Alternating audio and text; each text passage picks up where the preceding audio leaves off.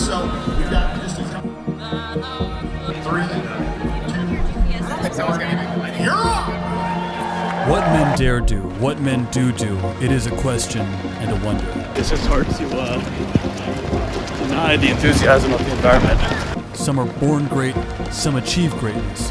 Through endurance, we conquer. That we are seeing there, so that is certainly the 3:17, that's the time I ended up with at the Twin Cities Marathon, and it's been a long road getting to this point. My first marathon was 2 years ago, and I ran that in about 5 hours and 3 minutes, one of the slowest people in my age group there. Now, I placed somewhere in the 600th participant mark out of 6,900 runners. Solid progression has been made. Sub 310 goal was not achieved at all, but it was pretty early into the block where I realized it was a highly ambitious goal. And I've said this so many times prior, but online, sub 3 hours, that's like the new hot trend, but it is very hard to achieve. And especially if you're balancing running, lifting, and a life outside of your running ambitions, it takes years to make this kind of progress, and it takes years to build up the engine sufficiently. But the wonderful thing about racing and the wonderful thing about marathon training in general is that you are never defined by any singular block. You're just not. In fact, in any season of your life, you're not defined by that particular instance.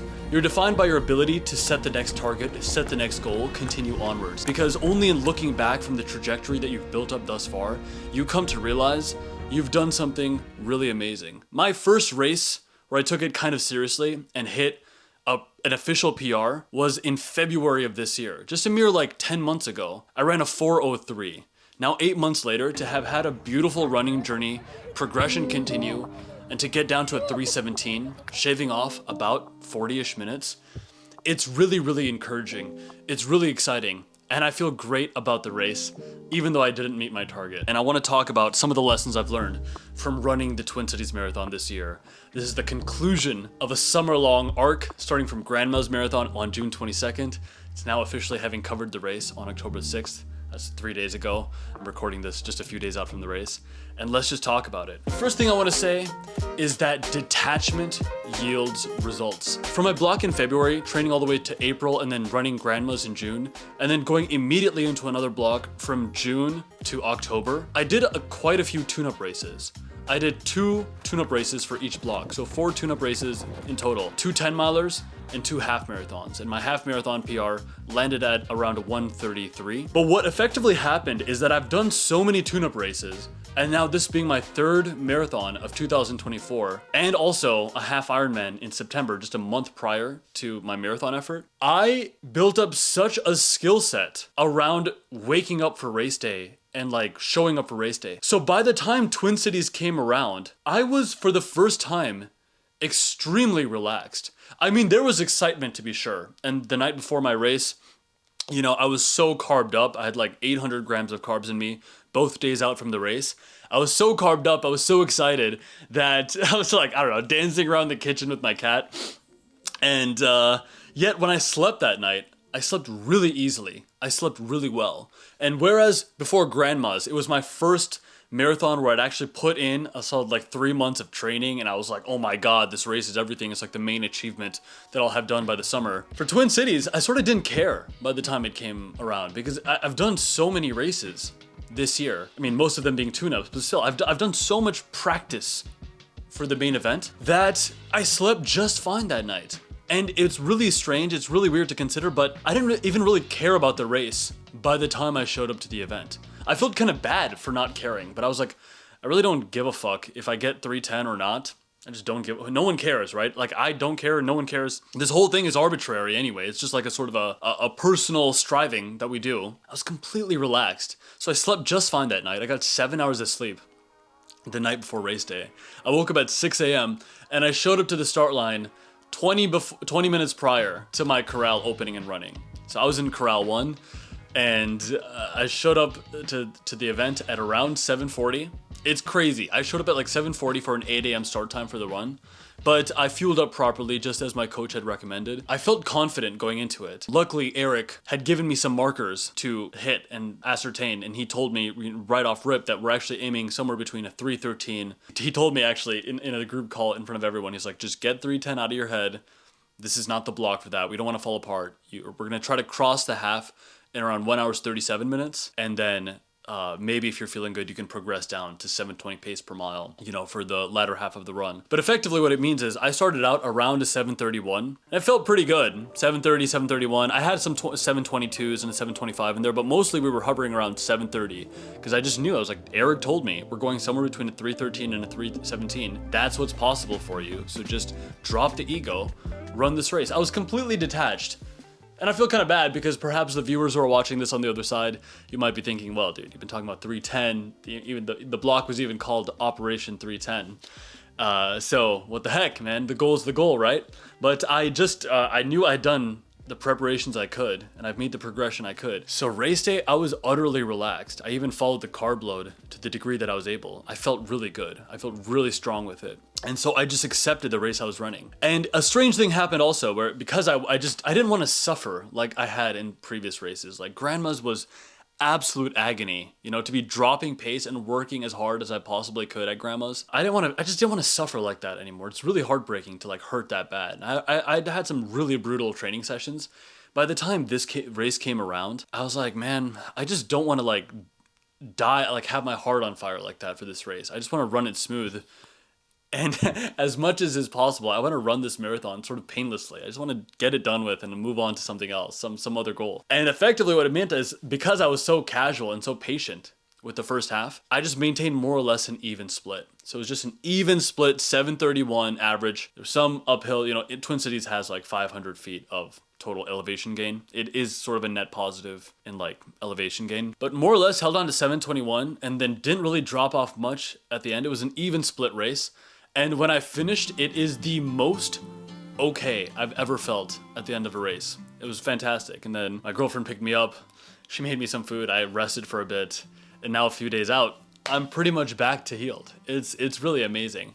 So effectively what this race more than any other has taught me, one, with the things that are goals in your life, ambitions, strivings, it's really cool to make the practice of the event a discipline of itself. And for anyone who's out there, you know, you're a creative of some kind, you might relate to this. Back in the day, I would be auditioning for acting in Los Angeles, and there'd be so much pressure around auditions if they came once in a while. If you're auditioning once in a while, there's so much pressure around it, you don't feel confident in it being able to do it. You know, if you're auditioning all the time, or you're interviewing all the time, whatever it might be, you just, any one audition, any one interview, you don't really care that much, you know? And it's good to show total commitment when you show up to an event. You know, you show up as prepared as possible, but if you're preparing all the time and you're just interviewing all the time, auditioning all the time, racing all the time, then on any given performance day, you're just not that stressed out. And I'm learning this lesson over and over again with so many contexts, because right now, me and Rolando, the new videographer on the team, you know, we're going really hard on River Rats, my feature film project effort. His journey is being documented on my main channel, Captain Sinbad. And I would so often go into a shoot, you know, it's high stakes environment because you've got two videographers, you have other actors involved. When more and more people get involved for an effort, you as the director, you start to feel this pressure of like, dang, I hope I'm not wasting people's time. You know, and in filmmaking, so much can go wrong so quickly that you feel that stress. You have to make these decisions all the time. It's really, it's a huge game of just like planning and preparation. But the more shoots you do, and even the more high stakes shoots you end up doing, the better you get at that job, the better you get at that craft. And so, man, Twin Cities was an amazing reflection on the fact that if you just stay ready, you don't have to get ready.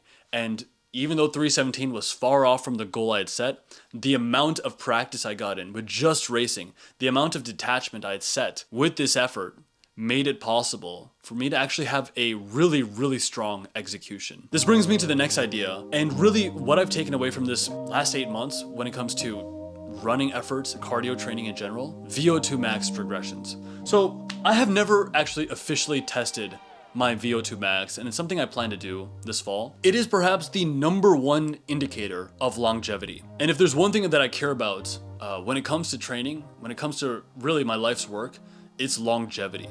I want to stay a young man for years and years to come, because that gives you the most like legs and engine with life in general. And it's the best way to stay relevant as a creative, is to just keep yourself super healthy and like internally young. And the great thing about putting in such a hard effort for running, because there is a price to be paid for it for sure. You know, perhaps your joints start to ache a little bit. So I hear. I've been fortunate enough to never have too many injuries or anything related to that. But it's a high impact endeavor. So there's some fatigue that builds up with it. It's very hard to make strength progressions in the gym. So in terms of aesthetics and stuff, at least from like a muscularity perspective, it's very, very demanding on the body, and it does slow down progression in the gym. There are insane benefits in the sense of longevity because your VO2 max goes up. And VO2 max is just an indicator of how efficiently your body is able to move oxygen and fuel different systems. And so my VO2 max, at least according to my Aura ring, is a 54, which is like elite level or like very, very high. Now I have to actually get this tested in a lab setting, and I plan to do that. But 8 months of rigorous training, especially some of those track workouts or faster pace efforts where your heart is a little bit on fire. I'm so glad to have done that progression this block because I can just feel that it's sort of given me a life extension. It's made me very robust. It's definitely lowered my heart rate. And so the big reason to incorporate some kind of like aerobic training effort into your life is that it builds up that engine, man. It's really, really valuable to build up that engine. And I think my ambition moving forward now is to maintain that to a solid degree while I sort of change the objectives that I'm going for. Which brings me to the next idea of the video. A carb load works. I, for the first time ever, had 700 or 800 grams of carbs each day out from the race. And I'm someone who, I grew, Indian cuisine, the lifestyle that I grew up with, it is actually very carb dominant, very carb heavy. In my adulthood, I sort of wanted to like wean away from that and get to a more like low carb diet, just because I think it's better for like, I don't know, having a lean, attractive face. If your carbs are a bit lower, you don't like hold onto as much water. But I forced myself to because Eric told me to like really go for it. And I wanted to do everything by the books with this race. So I had a massive carb load. And I could just feel that it was sustaining me during the race. Like for 20 miles, this sort of like draining effect didn't kick in. In fact, what happened is that the first 3 miles, I was so uncomfortable because my glycogen reserves and everything were so full that I felt really like bloated like a balloon. And by mile 13, I could feel myself starting to deflate a little bit, like all that energy that was reserved inside my body was starting to get used up a little bit. And then 13 to 20, I actually felt like myself. And then from mile 20 to 26, that's when I felt like, okay, the taxing effects of this finally started kicking in. I was starting to feel drained. But by then there were only 6 miles left to go, So it was only like, 40, 50 minutes of suffering was left. And you can push through for those last 6 miles because you don't use up too much of who you are in those first 20 miles. And so, yeah, that's why negative splitting or running this back end of the race faster than the first half is something that people strive for, but it's a huge component of what led me to a great race and great results. So before training for certain events, a carb load helps. I've even transferred this lesson on now, or even like try to give it to someone on my team. Now that, the main efforts of my life are this film production, this film that I'm working on. I tell everyone like, maybe it's good to like carb up before an evening of shooting because you don't want to be hungry in the middle of a shoot. You don't want to be hungry on set. So carbs are very useful, and they can be your friend if used in the right context. And that's a very important, powerful thing that this race taught me. And I'm so, so happy about that. Principle 4, I loved most of the training. And that's what I came to realize. The biggest reason why I do this is because I kind of have to run anyway, because I just love it so much. And I really feel like running has just been so consistently great for my well-being that I have to do it. So most of the training these last 8 months, I really, really loved. I guess that's all I really want to say about that, because in a way, the marathon arc has ended and is going to be on like hiatus for at least 4 or 5 months. The marathon thing is going to be over for a bit. I'm officially declaring that. Not forever. The goal is still to go sub 3 hours someday at some point. But for the time being, with the winter arc starting, I want to set my sights on some other stuff. But for the most part, I have loved these last 8 or 9 months of training, and I think I'm going to look back on 2024 and this season of my life where I learned how to endurance race with a lot of gratitude and like nostalgia, because it's been a lot of fun and I have loved it. And there's really no lesson I want to tell you outside of that. Like running is awesome. Marathon training is sick. If you've never done one, if you've never taken a block seriously, if it's your first time, you get so many benefits from it. You get to like go to a new city. With some of the 2 of these races have been outside of Minnesota. It's just like lovely to experience all that.